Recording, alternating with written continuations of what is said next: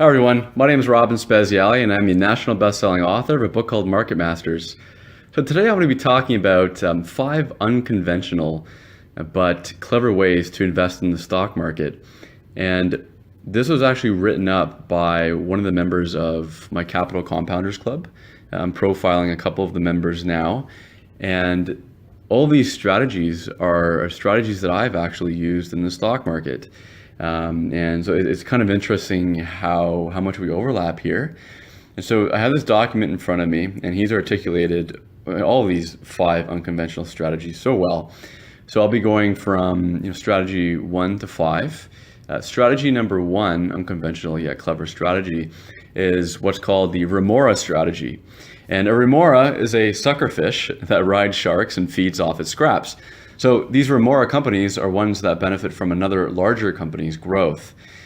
So examples of these smaller cap companies would be Tucows that provides domain names to Shopify, or Pacific Insights that benefited from Tesla sales growth.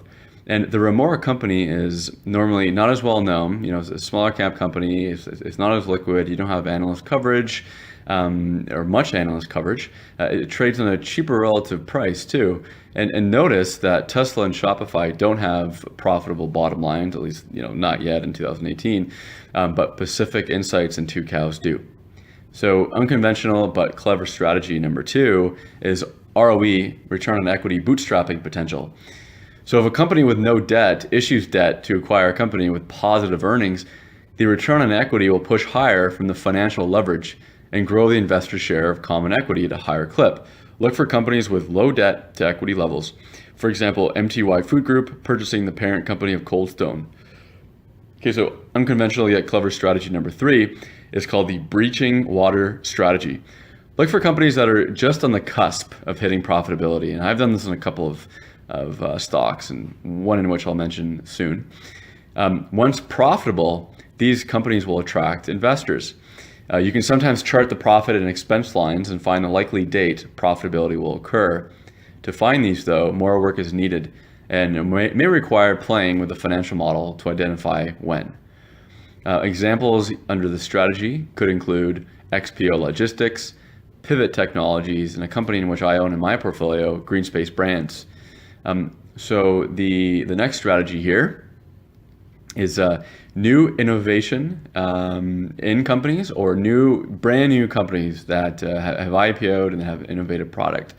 So these are companies with great growth. They might be cash flow generative, or perhaps they'll be hitting profitability soon, but they've proved themselves as a great innovator with a new product or service that's hit the market.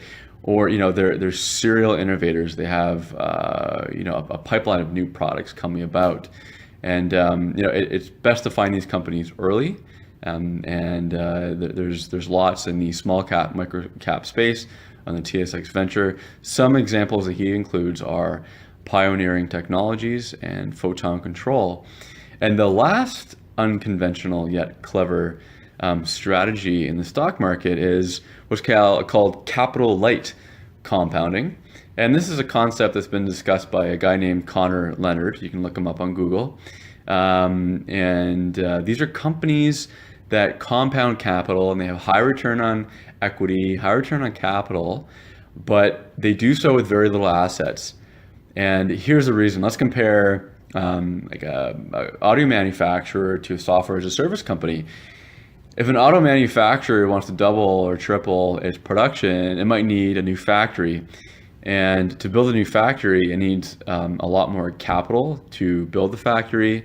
It needs to then maintain the old factory along with the new factory, and buy new equipment and maintain that over time. So these high capital expenditures. And so what I'm trying to say is that to scale a manufacturing company, it just requires a lot of capital over time to do this.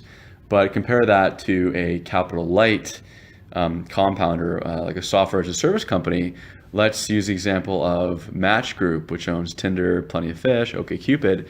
Now, Match Group doesn't need much capital expenditure to go from having 1,000 app users to having 1 million app users and above. It can scale with very little assets, and it can add more features without spending much more money to add those features. And so this is an area where I'm concentrating a lot more of my time to research companies, these capital-light compounders. And these are companies that are based on, they're intangible business models. They're not the old tangible business models of yesteryear. And there's just so much more potential in this area now. So thanks guys for listening. I hope you enjoyed this. If you have any questions about these strategies, you can email me at r.spezialy@gmail.com, or check out some of my my blog posts on robinspezialy.com. All right, guys, happy investing. Talk soon.